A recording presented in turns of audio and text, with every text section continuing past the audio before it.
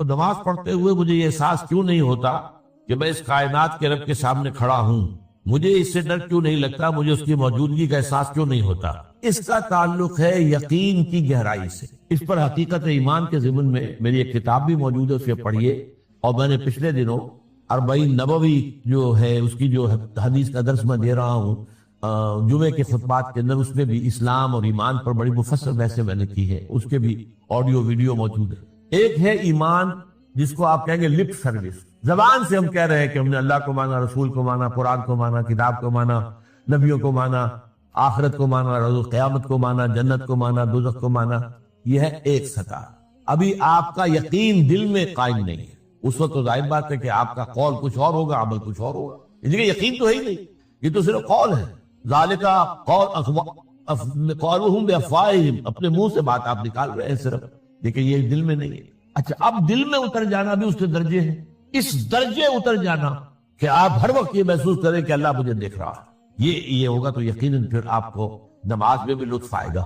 جیسا کہ قرآن میں آتا ہے فَإِنَّكَ بِأَعْيُنِنَا، اے نبی آپ ہماری نگاہوں میں ہیں، ہم آپ کو دیکھ رہے ہیں۔ جب بھی آپ مسلمانوں میں گھومتے پھرتے ہوتے ہیں اور تقلبک فی الساجدین، اور ان نمازیوں کو کے درمیان آپ دیکھتے ہیں کوئی کس حالت میں ہے۔ آپ رات کو آپ چکر لگایا کرتے تھے کہ کس کس گھر سے تہجد کے وقت قرآن پڑھنے کی آوازیں آ رہی ہیں، کہاں سے نہیں آ رہی ہیں، کون جو ہے میرا پیروکار جو ہے وہ تہجد پڑھ رہا ہے، کون نہیں پڑھ رہا ہے۔ اسی میں وہ واقعہ آتا ہے کہ آپ گزرے حضرت ابوبکر کے مکان کے پاس سے، اور مکان آپ کو معلوم ہے وہاں کوئی کنالوں میں تو ہوتے نہیں تھے، وہ تو چھوٹی چھوٹی جو ہے وہ جھوپڑیاں تک سمجھ لیجئے، معمولی سے مکان، بہت وہ ایک دو کمرے کے جو ہے کوٹڑیوں کے، کمرہ نہیں کہنا چاہیے، مگر تو ظاہر بات ہے اس کے اندر اگر کوئی شخص قرآن پڑھ رہا ہے تو باہر سے گزرنے والا سنے گا۔ تو حضرت ابوبکر کا آپ نے دیکھا کہ بہت آہستگی سے پڑھ رہے ہیں، حضرت عمر کا دیکھا کہ بڑے زور شور سے پڑھ رہے ہیں۔ تو اگلے دن صبح فجر کے بعد پوچھا کہ ابوبکر تم یہ اتنا آہستہ کیوں پڑھ رہے تھے؟ انہوں نے کہا میں اس کو سنا رہا تھا جو سنتا ہے۔ اللہ کو سنانے کے لیے بلند آواز سے پڑھنا تو ضروری نہیں ہے، اللہ تو میں کتنے یہ ہلکی سے ہلکی بات میں کہوں، بلکہ صرف کلام نفسی بھی ہو، دل ہی میں بات کروں، وہ بھی اللہ کے علم پہ آ جائے۔ حضرت عمر سے پوچھا تم کیوں زور سے پڑھ رہے تھے؟ کہ میں شیطان کو بھگانا چاہتا تھا کہ شیطان بھاگ جائے۔ تو آپ نے کہا دونوں ٹھیک ہو، لیکن یہ اے ابوبکر تم ذرا اپنی آواز اونچی کرو، اور اے عمر تم ذرا اپنی آواز پست کرو، یعنی ایک معتدل پر تمہیں آ جانا چاہیے۔ تو یہ معاملہ ہوتا ہے اصل میں ایمان کی گہرائی کا۔ ایمان کی پھر آخری گہرائی وہ ہے کہ ایسا یقین ہو جائے کہ گویا کہ آپ خود اللہ کو دیکھ رہے ہیں۔ یہ جو احسان کی تعریف بیان کی حضور نے حدیث جبرائیل کے اندر، ان تعبد اللہ کانک تراہ فإن لم تکن تراہ فإنہ یراک، اس حالت میں اللہ کی بندگی کرنا، اللہ کے لیے بھاگ دوڑ کرنا، ان تعبد للہ کانک تراہ، ان تخشى اللہ کانک تراہ، اللہ کا خوف تم پر اتنا ہو جائے گویا کہ تم اللہ کو دیکھ رہے ہو۔ اب آپ اندازہ کیجئے کہ جب قیامت میں سارے پردے اٹھ جائیں گے، جہنم بھی ہمارے سامنے ہوگی اور جنت بھی سامنے ہوگی، وہاں بھی کوئی کفر کر سکے گا؟ تو ظاہر بات ہے کہ جب اللہ تعالیٰ کو دیکھنے کی حد تک کی کیفیت پیدا ہو جائے، یقین کا وہ درجہ، تو پھر اس میں کوئی غلط کام کرنے کا امکان نہیں ہے۔ ایمان کے بعد یا معرفت رب کے بعد حکمت دین کا اہم ترین مسئلہ نماز، صلاۃ، اس لیے کہ ایک طرف یہ انسان کو اللہ کے ساتھ ایک گہرے تعلق کا ذریعہ فراہم کرتی ہے، اپنے تمام مصروفیات میں سے ان مشغولیتوں میں جن میں گم ہونے کا خدشہ ہوتا نکلو، 24 گھنٹے کے معمولات میں سے کم 5 مرتبہ تو لازماً نکلو، اور اپنے آپ کو ذرا، اپنے حواس کو بھی، اپنی باطنی کیفیات کو بھی ذرا تازہ کرو۔ اگر کوئی گندگی، نجاست، کسی طرح کی ناپاکی کا کوئی معاملہ ہے، طہارت حاصل، طہارت سے تمہارے اندر روح کو بھی بالیدگی ہوگی، تمہارے حواس بھی تازہ ہوں گے، تم گویا کہ بحیثیت کل تمہاری ہستی چاق و چوبند ہو جائے، وہ کسل، وہ سستیاں، وہ جو ایک کثافتیں ہوتی ہیں، ان سب سے نجات حاصل کرو، اور اب اپنے رب کے حضور میں کھڑے ہو جاؤ، اس کے ساتھ اپنا عہد بھی تازہ کرو، اس کی اہم صفات کو بھی اپنے ذہن میں پھر مستحضر کرو۔ یہی وجہ ہے، دیکھیے میں نے جو آیات آپ کو شروع میں سنائی تھی، سورہ لقمان کی 2 آیتیں، پہلی آیت میں اس کا ترجمہ کر چکا، دوسری آیت وَلَقَدْ وَإِذْ قَالَ لُقْمَانُ لِابْنِهِ وَهُوَ يَعِظُهُ يَا بُنَيَّ لَا تُشْرِكْ بِاللَّهِ إِنَّ الشِّرْكَ لَظُلْمٌ عَظِيمٌ۔ اس کے بعد درمیان میں کچھ مضمون آ کر پھر وہ آیہ مبارکہ آئی، یا بنی اقم الصلاۃ وامر بالمعروف وانہ عن المنکر واصبر علی ما اصابک۔ گویا کہ اہم ترین چیز، بنیادی ترین چیز اللہ کو محض پہچان لینا کافی نہیں ہے، یاد رکھنا ضروری ہے۔ اللہ یاد رہے گا تو فکر صحیح آگے بڑھے، اللہ یاد رہے گا اور اس کے ساتھ ایک گہرا تعلق جو ہے برقرار رہے گا تو عمل درست رہے۔ بالکل یہی بات سورہ طٰہٰ میں جو پہلی وحی حضرت موسیٰ علیہ السلام پر ہوئی اور پہلا مخاطبہ ہے، کیونکہ حضرت موسیٰ کو یہ انبیاء کرام کے مقدس گروہ میں ایک امتیازی حیثیت حاصل ہے کہ ان سے براہ راست گفتگو ہوئی ہے، اگرچہ صرف ایک پردہ تھا، اوٹ من ورائے حجاب گفتگو ہوئی ہے، لیکن یہ کہ کوئی فرشتے کا درمیانی جو ہے وہ لنک نہیں تھا، براہ راست اللہ تعالیٰ نے حضرت موسیٰ علیہ السلام سے کلام فرمایا۔ کلم اللہ موسیٰ تکلیما، موسیٰ سے تو اللہ نے کلام فرمایا جیسے کہ کلام کیا، تو پہلا مخاطبہ ہے، یہ پہلا مکالمہ ہے، پہلی وحی کہیے، اسی میں یہ الفاظ بھی موجود ہیں، اننی انا اللہ لا الہ الا انا فاعبدنی واقم الصلاۃ لذکری۔ یہ گویا کہ حکمت قرآنی کا ایک بہت بڑا خزانہ ہے یہ آیت کہ خود حضرت موسیٰ علیہ السلام کو جو ہدایت دی جا رہی ہے، میں ہوں، میں اللہ، اننی انا اللہ لا الہ الا انا، میرے سوا کوئی معبود نہیں، فاعبدنی، بس میری بندگی، میری عبادت، میری پرستش، میری محبت، اس کو اختیار کرو۔ وَأَقِمِ الصَّلَاةَ لِذِكْرِي، اور نماز کو قائم رکھو میری یاد کے۔ بلکہ اسی سلسلہ کلام میں آگے چل کر سورہ طٰہٰ میں آتا ہے، کافی گفت و شنید کے بعد جب حضرت موسیٰ نے کچھ معذرت بھی کی، کچھ دعائیں بھی کی، اللہ نے ایک دعا قبول بھی کی کہ ان کے بھائی کو بھی شریک کر دیا، حضرت ہارون کو بھی۔ اس کے بعد پھر جب فرمایا کہ اب جاؤ فرعون کی طرف، تو اس میں فرمایا وَلَا تَنِيَا فِي ذِكْرِي، اور دیکھنا یہ جو عظیم مشن تمہارے کندھے پر آ گیا ہے، بڑا بھاری اور کٹھن ایک فرض ہے جو تم پر عائد ہو گیا ہے، اس کے لیے سب سے بڑی تمہارے پاس جو قوت کا ذریعہ ہے وہ نماز ہے۔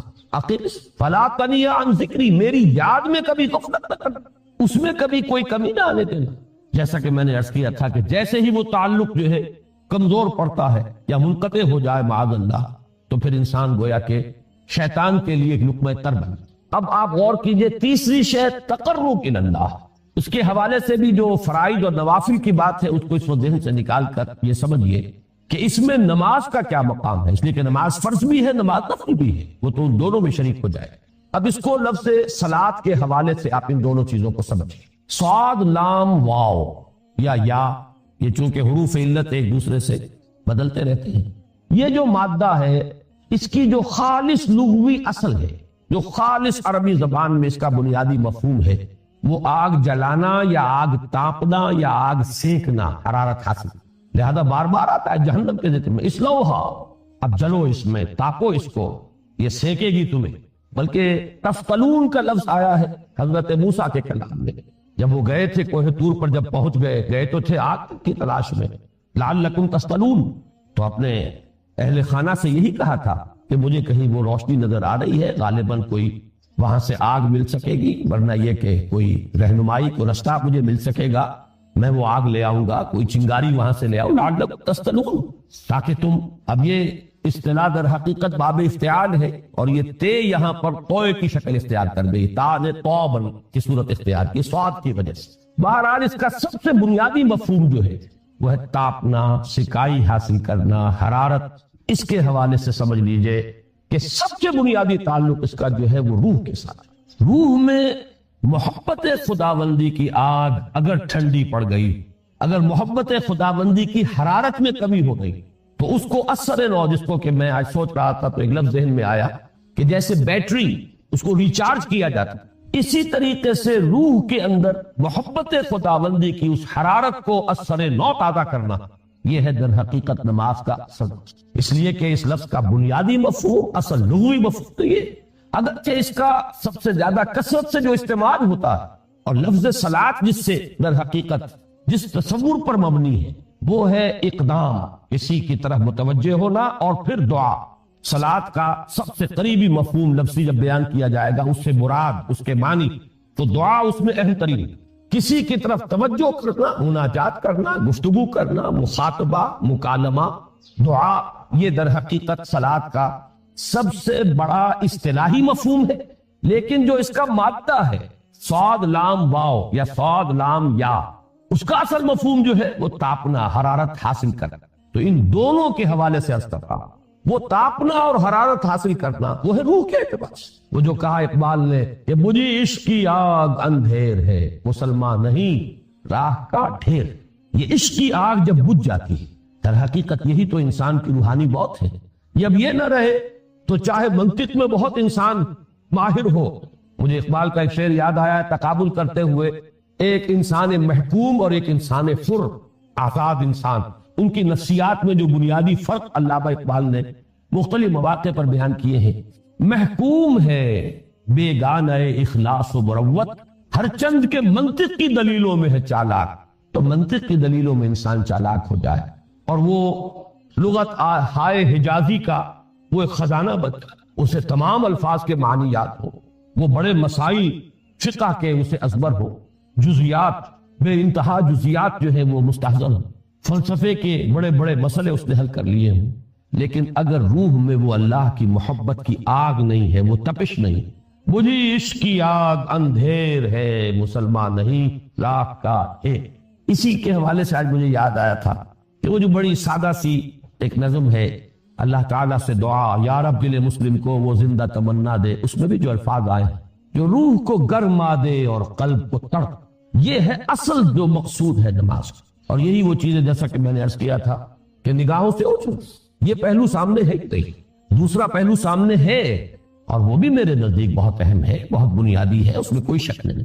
لیکن یہ ہے بلند ترین منزل کہ تقرب الی اللہ. اس کے لیے در حقیقت یہ کس لیے درکار ہے؟ روح کے اندر عشق کی حرارت اور گرمی تازہ. بسا اوقات یہ اندر دب جاتی ہے، جیسے انگارہ ہوتا ہے آگ کا، اس کے اوپر خاک اور راکھ آ جاتی ہے، اندر کچھ ہوتی ہے. آگ دبی ہوئی سمجھ، آگ بجھی ہوئی نہ جان.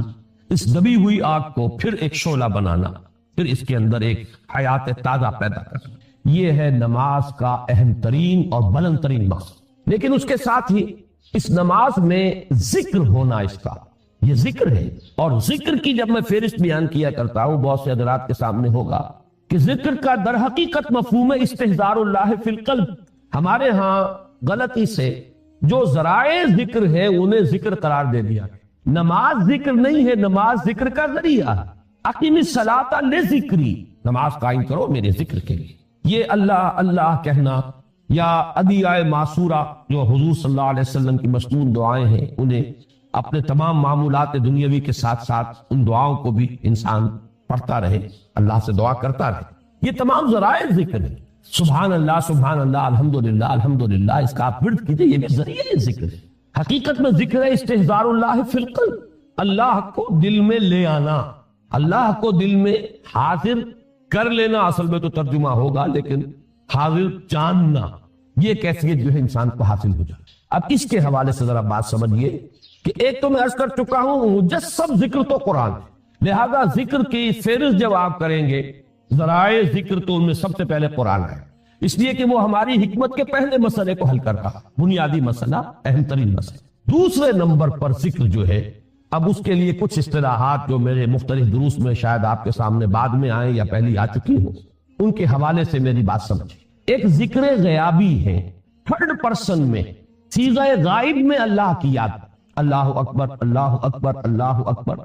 ابھی اللہ اکبر جو ہے یہ جملہ ہے اسمیہ خبریہ ہے، ایک حقیقت کی تکرار آپ کر رہے ہیں، اللہ سب سے بڑا ہے، اللہ سب سے بڑا ہے، سبحان اللہ سبحان اللہ سبحان اللہ. یہ در حقیقت ذکر غیابی ہے کہ آپ اس میں مخاطب نہیں ہے اللہ سے. ایک ذکر خطابی کہیں یا ذکر حضوری کہیں، جس میں مکالمہ، جس میں گفتگو ہوتی ہے. تو نماز در حقیقت ذکر حضوری اور ذکر خطابی کی بلند ترین شکل. اس لیے میں نے عرض کیا تھا کہ نماز کے لفظ یا صلاۃ کے لفظ یہ اصطلاحی معنی جو اکثر و بیشتر کیے جاتے ہیں وہ ہے دعا.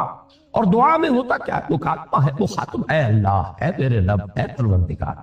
پھر یہ کہ اس میں اقدام اور کسی کی طرف متوجہ ہونا. یہی وجہ ہے کہ افتتاح صلاۃ، نماز کو شروع کرنے کے لیے ایک تو وہ الفاظ جو قرآن مجید میں آئے ہیں، انی وجہت وجہی للذی فطر السماوات والارض حنیفا وما انا من المشرکین. یہ ہے توجہ کا ارتکاز، بشرطے کہ یہ صرف الفاظ ہی نہ نکل رہے ہوں، واقعتاً یہ تعبیر ہو اس وقت کی انسان کی نفسیاتی کیفیت کی، کہ شعوری طور پر وہ فیصلہ کرتا ہے کہ اب میں منقطع ہو رہا ہوں ہر چہار طرف سے اپنی توجہ کو ہٹا کر، ہر مسئلے سے اپنے آپ کو خالی و ذہن کر کے، یعنی ظاہری اور باطنی دونوں اعتبار سے میں اپنی توجہ کا ارتکاز کر رہا ہوں اس ذات کی طرف جس نے آسمانوں اور زمین کو پیدا کیا، اور بالکل یکسو ہو کر کر انی وجہت وجہی للذی فطر السماوات والارض حنیفا وما انا من المشرکین۔ اور دوسری وہ جو دعا جس سے ہم افتتاح کرتے ہیں اپنی نماز کا، دیکھیں اس میں خطاب کا کس قدر اہتمام، وہاں سبحان اللہ نہیں ہے، سبحانک اللہم، پاک ہے تو اے رب ہمارا، وبحمدک وتبارک اسمک وتعالی جدک۔ اب غور کر رہے ہیں، یہ ہے خاطب، براہ راست مخاطب ہونا۔ یہ گویا کہ لب لباب میں آپ کے سامنے عرض کر رہا ہوں علامہ اقبال کے خطبے کا، دی میننگ آف پریئر ان اسلام۔ خطبات جو ہیں ان کے مشہور، ان میں غالباً یہ تیسرا یا چوتھا لیکچر ہے کہ اس میں تصور یہ دیا گیا ہے کہ دو ہی انائے ہیں، ایک انائے کبیر اننی انا اللہ لا الہ الا انا، یہ وہ انائے کبیر ہے، انائے مطلق ہے، میں، بہت بڑی میں، جس کو کہ علامہ اقبال نے کہا دی بگ آئی ایم۔ یہ بگ آئی ایم جو ہے وہ سورہ طٰہٰ کی اس آیت میں، اور میرے علم کی حد تک کوئی اور مقام نہیں ہے جس میں اس قدر جلال اللہ نے اس طور سے اپنی انانیت کبریٰ اور انانیت مطلقہ کا اظہار اس بلند آہنگ کے ساتھ کیا ہو، اننی انا اللہ لا الہ الا انا۔ وہ انائے کبیر اور یہ انائے صغیر، یہ انائے محدود، یہ چھوٹی سی ایک انا ہے، میں، یہ میں ہوں۔ آپ جب کہتے ہیں میں، بڑی محدود سی ایک انا، دی فائنائٹ ایگو، انائے محدود اور انفائنائٹ ایگو۔ اور صلاۃ اصل میں کیا ہے؟ اس چھوٹی انا کا بڑی انا کے سامنے آ کر، روبرو ہو کر، وہ جو کبھی ٹیلی ویژن کا ایک پروگرام ہوا کرتا تھا، روبرو ہو کر خطاب۔ ایک ہے وہ صیغہ غائب میں تکرار، سبحان اللہ، سبحان، وہ بھی بہت اہم ہے، اس کا اپنی جگہ پر فائدہ ہے، لیکن ہر شے کے درجے ہیں۔ اگر حفظ مراتب نہ کنی زندگی، اگر آپ ان کے درجوں کا علیحدہ علیحدہ لحاظ نہیں کریں گے تو غلط رخ پر پڑ جائے۔ تو یہ جو دو ذکر خطابی یا ذکر حضوری، نماز اصل میں اس کی بلند ترین شکل، یہی وجہ ہے کہ سبحانک اللہم وبحمدک وتبارک اسمک وتعالی جدک ولا الہ غیرک۔ اس کا کی جس قدر تکرار یہاں پر ہے، آپ نے غور کیا، اس میں خطاب ہے، یا پھر یہ کہ یہ کا کی اس طرح کی تکرار آپ کو دعائے قنوت میں ملے گی، اللہم انا نستعینک ونستغفرک ونؤمن بک ونتوکل علیک ونثنی علیک الخیر ونشکرک ولا نکفرک۔ اب یہ جو ہے یہ در حقیقت خطاب کا اندازہ ہے کہ براہ راست گفتگو ہو رہی۔ تو سب سے پہلی بات تو یہ ہوئی کہ ذکر کی ایک شکل ہے ذکر غیابی، دوسری ذکر حضوری، اور ذکر حضوری یا ذکر خطابی کی بلند ترین منزل، بلند ترین اس کا ذریعہ نماز۔ اس کو ایک پہلو سے اور سمجھ لیجئے، سورہ فاتحہ جب پھر ہم پڑھتے ہیں جسے الصلاۃ کہا گیا ہے، جو لب لباب ہے، خلاصہ ہے، اس میں پھر تدریجاً غیاب سے حضور کی طرف پیش قدمی ہوگی۔ الحمدللہ رب العالمین الرحمن الرحیم مالک یوم الدین، یہ ذکر غیابی ہے، اس میں ابھی خطاب نہیں آیا، یہ وہی جملہ اسمیہ ہے، کل تعریف اس اللہ کے لیے ہے جو تمام جہانوں کا پروردگار ہے، مالک ہے، جو رحمان ہے، رحیم ہے، جزا و سزا کے دن کا مختار و مالک ہے۔ اب یہ غیاب سے حضور کی طرف، ایاک نعبد و ایاک نستعین اہدنا الصراط، یہ ہے وہ۔ اب پہلے ایک معاہدہ ہے، ایک اقرار ہے، اعتراف ہے، وعدہ ہے، اور پھر دعا ہے، استدعاء۔ یہ ہے غیاب سے حضور کی طرف تدریجاً ارتقاء۔ یہی وجہ ہے، اب نوٹ کر لیجئے، وہ چھوٹی سی حدیث یہ بھولنی نہیں چاہیے، الصلاۃ معراج المومنین، اس لیے کہ مخاطبہ الہی براہ راست حضور کو جو حاصل ہوا وہ معراج میں ہوا، التحیات کا مکالمہ وہی ہوا، لہذا اس کو نوٹ کر لیجئے کہ باقی جو وہی ہوئی ہے حضرت جبرائیل کے ذریعے سے ہوئی ہے، یا کوئی الہام ہوا ہے، حضور کے قلب مبارک پر کوئی شے القاء کی گئی ہے، تو وہ دوسری نوعیت کی وحی ہے۔ وہ جو مخاطبہ حضرت موسیٰ علیہ السلام کو وہ اس دنیا ہی میں حاصل ہوا کوہ طور کی بلندیوں پر، یہی ان کی امتیازی شان ہے، کلم اللہ موسیٰ تکلیما۔ یہ براہ راست مخاطبہ جو ہے یہ حضور صلی اللہ علیہ وسلم کو معراج کی شب یہ آپ کو حاصل ہوا، اور حضور نے اسی لیے نماز کو معراج المومنین قرار دیا، اس لیے کہ اس میں وہی براہ راست مخاطبہ، مکالمہ اور وہی گفتگو ہے جو ہو رہی ہے۔ اس کے ضمن میں وہ حدیث اب اس وقت شاید میرا وقت ختم ہونے کے قریب ہو، لیکن وہ حدیث جو اس اعتبار سے حدیث قدسی ہے، اگرچہ بعد میں اس کے جو مزید تفصیل ہے تو حضور صلی اللہ علیہ وسلم نے گویا کہ خود بیان کی ہے، لیکن مسلم شریف کی روایت ہے حضرت ابو ہریرہ رضی اللہ تعالی عنہ سے کہ حضور نے فرمایا یقول اللہ تعالی، اللہ یہ فرماتا ہے، اسی لیے اس کو حدیث قدسی کہیں گے، قسمت الصلاۃ بینی و بین عبدی نصفین، میں نے نماز کو اپنے اور اپنے بندے کے مابین آدھا آدھا تقسیم کر۔ اب یہاں تک تو جملہ ہے اللہ کا، یہ ہے حدیث قدسی۔ اب آگے جو ہے نریشن اس کی جو ہے حضور صلی اللہ علیہ وسلم کی جانب سے ہے، یعنی خبر دے رہے ہیں وہ اللہ کی طرف سے ہی۔ ویسے تو تمام احادیث ہی گویا کہ ہم سمجھتے ہیں انسپائرڈ تو اللہ کی طرف سے ہی، لیکن یہ کہ جہاں صراحت ہو کہ اللہ کہتا ہے وہ حدیث قدسی۔ تو یقول اللہ تعالی قسمت الصلاۃ بینی و بین عبدی نصفین، یہاں تک تو حدیث قدسی۔ اب دوسری عام حدیث ہے اذا قال العبد الحمد للہ رب العالمین یقول اللہ تعالی حمدنی عبدی، جب بندہ کہتا ہے الحمدللہ رب العالمین، پروردگار کہتا ہے میرے بندے نے میری حمد کی۔ جب بندہ کہتا ہے الرحمن الرحیم، پروردگار فرماتا ہے ثنا علی عبدی، میرے بندے نے میری ثنا کی، بڑی تعریف کی۔ جب بندہ کہتا ہے مالک یوم الدین، اللہ فرماتا ہے مجدنی عبدی، میرے بندے نے میری بڑی بزرگی بیان کی ہے، تمجید کی ہے۔ پھر جب بندہ کہتا ہے ایاک نعبد و ایاک نستعین، اللہ فرماتا ہے ھذا ما بینی و بین عبدی وَلِعَبْدِ مَا سَأَلَ، یہ ہے میرے اور میرے بندے کے درمیان۔ یہ تو معاہدہ ہے نا، معاہدے میں تو دو فریق جکڑے جاتے ہیں، بند جاتے ہیں، یہ میرے اور میرے بندے کے درمیان ہے، اور میرے بندے نے جو طلب کیا میں نے دیا، اس لیے کہ اس میں طلب بھی تو ہے، ایاک نستعین، تیری مدد چاہتے ہیں، یہ طلب ہے، اسی کی شرح ہے جو اب آخری 3 آیتیں ہیں۔ پروردگار ہم تیری مدد چاہتے ہیں، پروردگار تیری ہی بندگی کرتے ہیں اور کریں گے، اور تیری ہی مدد چاہتے ہیں، چاہیں گے۔ اگر حال میں اس کا ترجمہ کریں گے زمانہ حال کے اعتبار سے، اس لیے کہ فعل مضارع میں تو دونوں موجود ہیں، شامل ہیں، تو یہ ایک اعتراف ہے، اظہار حال ہے۔ اللہ کرے کہ وہ واقعتاً صحیح اظہار حال ہو، ہم واقعی اللہ کی بندگی کرتے ہوئے یہ کہیں کہ ایاک نعبد، ورنہ اگر ہماری اصل صورتحال سے وہ مطابقت نہ رکھتا ہو تو پھر تو ایک طرح کا جھوٹ ہو جائے گا، غلط بیانی ہو جائے گی۔ ایاک نعبد، تیری ہی بندگی کرتے ہیں اور مستقبل میں کیجئے، کریں گے، یہ ہے عہد۔ تیری ہی مدد چاہتے ہیں، تجھی سے مدد طلب کرتے، تجھی سے مدد چاہتے رہیں گے، اس کے لیے فرمایا وَلِعَبْدِ مَا سَأَلَ، اور پھر اس کے بعد وہ استدعا ہے اهدنا الصراط المستقیم صراط الذین انعمت علیہم غیر المغضوب علیہم ولا الضالین۔ اس حدیث میں اس کو ایک ہی جملے کو لیا گیا ہے، ایک ہی جملے کی حیثیت سے۔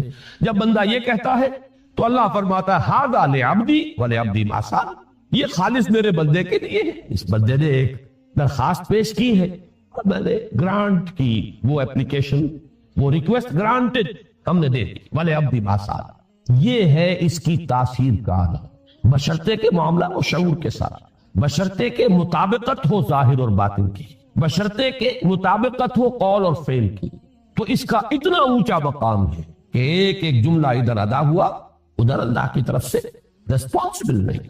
افلاک سے آتا ہے نالوں کا جواب آخر، اٹھتے ہیں حجاب آخر، کرتے ہیں خطاب آخر۔ یہ خطاب ہے، مخاطبہ ہے، مکالمہ ہے، یہ ہے اصل نماز۔ اسی لیے اسی کو کہا گیا نماز۔ البتہ اب اس سے آگے بڑھیے، ذکر کی ایک اور شکل بھی ہے اور وہ ذکر عملی ہے۔ ایک تو ہم نے کہا اللہ اکبر، اللہ بہت بڑا ہے، سب سے بڑا ہے، یہ جیسا کہ میں نے عرض کیا ایک اعتبار سے تو ذکر غیابی ہو گیا۔ دوسرے یہ کہ یہ ایک فکری لسانی ذکر ہے، ہم نے کہہ دیا۔ ایک ہے اسی کے ساتھ ایک عملی ڈیمونسٹریشن، جب یہ کہتا ہوا انسان سیدھا سجدے میں گرتا ہے تو در حقیقت یہ اس اللہ اکبر کی تعمیل ہوگی۔ لہذا نماز میں جہاں ذکر غیابی بھی ہے، سورہ فاتحہ کی پہلی 3 آیات، جہاں از ذکر کا حصہ بھی ہے، کچھ نہ کچھ قرآن آپ پڑھیں گے، پھر یہ کہ ذکر حضوری اور ذکر خطابی بھی ہے کہ آپ نے اللہ سے عہد و پیمان کیا، قول و قرار کیا، استدعا کی۔ اس کے ساتھ ہی ذکر عملی بھی ہے کہ جھکنا، اللہ کی تعظیم میں انسان جھکتا ہے۔ آپ اپنے کسی بزرگ سے جب ملاقات کرتے ہیں تو جھک کر سلام، تھوڑا سا جھکنا، زیادہ جھکنے کی تو اجازت نہیں ہے، لیکن یہ کہ تھوڑا سا خط آتا ہے، یہ بھی طبیعت کی بات ہے۔ میں سمجھتا ہوں فطرت میں جیسے شکر ہے ویسے اس قدر تعظیم تو فطرت انسانی میں موجود۔ آپ استاد کے سامنے آئیں گے تھوڑا سا خم کھائیں، آپ اپنے کسی بڑے بزرگ رشتہ دار کس سے ملیں گے تو تھوڑا سا خم لا محالہ ہوگا، یہ در حقیقت اس آپ کے فکر کی ایک عملی تعبیر، اس کا عملی مظہر ہے کہ آپ نے اس ہستی کی تعظیم کی ہے، اس کی عظمت کا اقرار اور اعتراف کیا ہے۔ یہی تعظیم ہے اللہ تعالیٰ کی کہ جس میں پہلا درجہ ہے رکوع، جھکے آپ اللہ اکبر کہہ کر جھکے، اور اس کے بعد پھر اس کا جو آخری درجہ ہو سکتا ہے وہ سجدہ ہے، جس میں کہ انسان نے جب اپنی پیشانی زمین پر ٹکا دی تو گویا کہ اس نے اپنی انانیت سے، اگر یہ شعور کے ساتھ ہوا ہو تب میں بات کہہ رہا ہوں، تو گویا کہ اس نے اپنی انانیت سے کامل دستبرداری اختیار کر کے اور اپنے آپ کو اپنے رب کے قدموں میں ڈال دیا۔ یہی وجہ ہے کہ حضور نے اس کو تعبیر فرمایا ہے کہ جب سجدہ کرو تو یوں محسوس کرو کہ تم نے اپنا سر اپنے رب کے قدموں میں رکھ دی۔ یہ کیفیت ہونی چاہیے۔ اور چونکہ میں نے ابھی عرض کیا کہ یہ در حقیقت انسان کی انانیت، میں، میری مرضی، میری خواہش، میری پسند، میری عقل، میری منطق، میرا چوائس، میرا اختیار، یہ سب چیزیں ہی تو در حقیقت جو ہمارے اندر ایک مضمر ہے شیطنت، اس شیطنت کا مظہر یہی تو ہے۔ جب اس کو انسان اپنے ہاتھوں اپنے رب کے قدموں میں رکھ دیتا ہے تو در حقیقت اسی لیے اس کو تعبیر کیا گیا کہ اقرب ما یکون العبد الی ربہ فی السجود، بندہ اپنے رب سے قریب ترین جو ہوتا ہے وہ سجدے میں، بشرطے کہ وہ سجدہ واقعی سجدہ۔ اس میں حقیقت یہ ہے کہ اقبال کا وہ شعر بڑی صحیح تعبیر ہے، وہ سجدہ روح زمین جس سے کانپ جاتی تھی، یہ ہے اصل میں تعبیر، اسی کو آج ترستے